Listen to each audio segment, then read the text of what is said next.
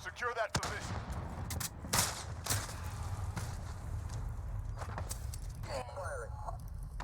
Enemy near Main Street.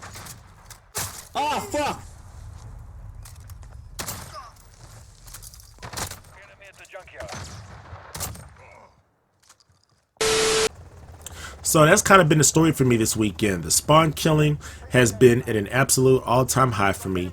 And then no matter how much we gripe at these Infinity Ward developers, despite how much communication they have with us on Twitter, you know, we get up there and we're just ransacking these guys with hateful tweets 24/7.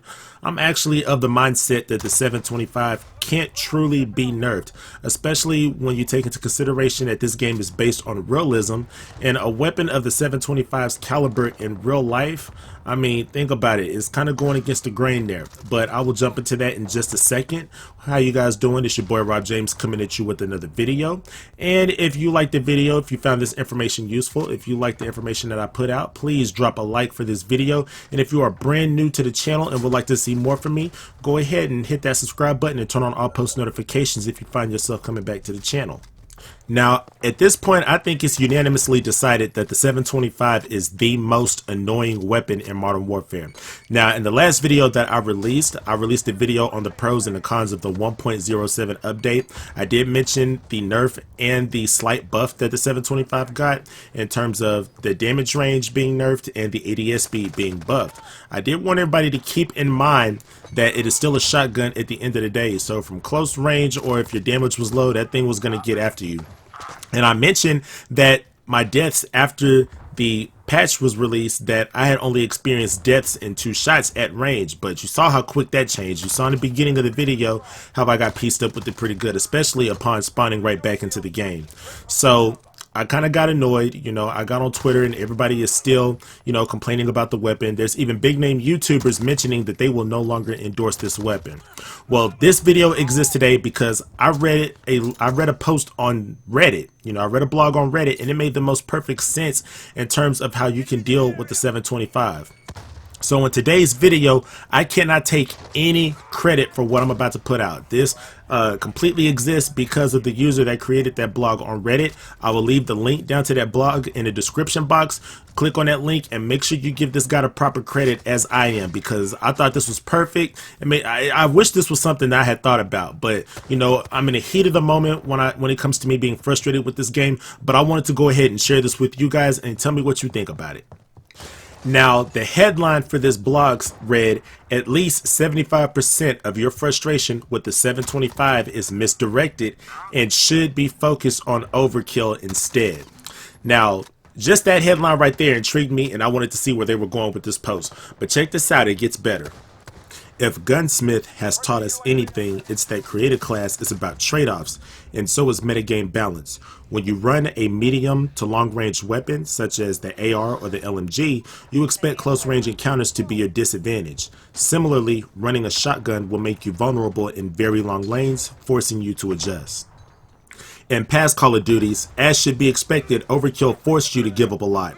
In Modern Warfare 1, it contended with stopping power, Juggernaut, UAV jammer, and double tap. In Modern Warfare 3, it contended with quick draw, assassin, and hardline. That's a lot of really good perks to give up in order to run 2 primary weapons. Notice how there's an emphasis on that.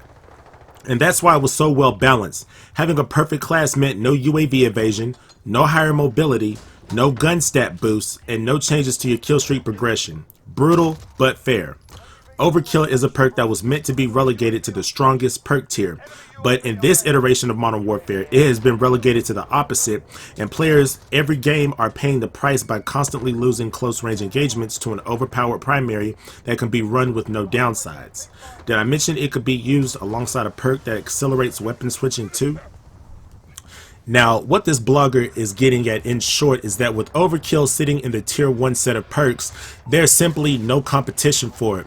What they immediately end up doing to back up their claim is that they list the rest of those perks within the tier 1 group and show us how there's simply better options out there. With the rest of those perks, you have Double Time, a very niche perk that encourages reckless movement, which I'm pretty sure none of us are running because of the game's campy nature.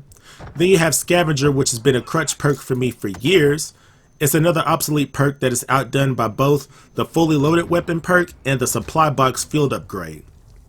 Then there's Cold-Blooded, a perk that can be replicated merely by going inside. Of course, with all the clutter going on, with all the verticality within these maps, there's a whole lot of spawn protection when lethal airstreaks are being called in. And then Quick Fix, an honestly poorly designed perk that offers very rare and conditional usage.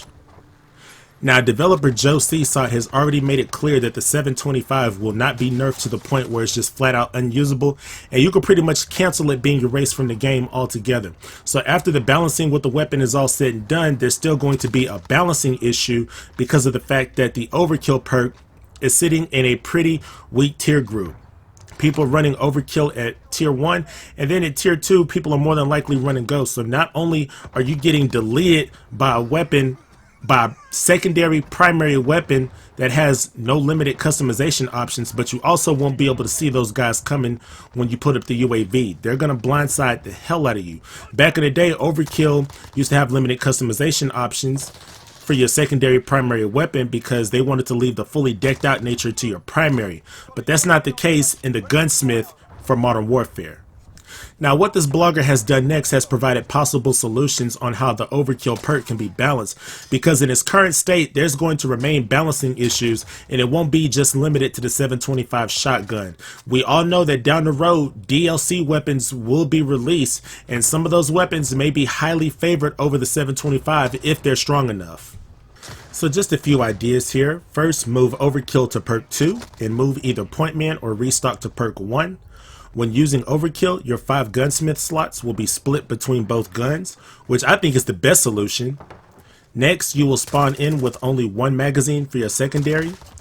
Completely rewrite Overkill so it instead adds 1 gunsmith slot to your primary, another great idea. And last, allow players to choose a specific weapon when selecting weapons crate as their upgrade.